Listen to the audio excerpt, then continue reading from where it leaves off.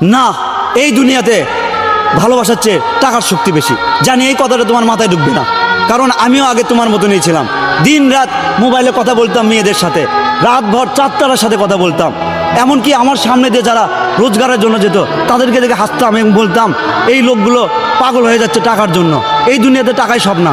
কিন্তু এই কথা আমি তখন বুঝতে পারছি যখন আমার বাবা অসুস্থ হয়েছিল এবং ডাক্তার বলেছিল তোমার বাবাকে 10 লক্ষ টাকা লাগবে অপারেশনের জন্য, না হলে তাকে বাঁচানো যাবে না।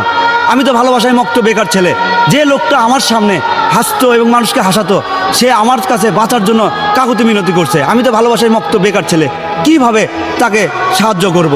এমনটা নয় যে আমার আত্মীয় স্বজন আমাকে সাপোর্ট করেনি। হ্যাঁ, তারা আমার বাবার জন্য দোয়া করেছে, কিন্তু সেটা টাকা দিয়ে নয়। তারা আমার গা ছুঁয়ে বলছে যে উপরওয়ালার উপরে ভরসা রাখো, একদিন সব কিছু ঠিক হয়ে যাবে।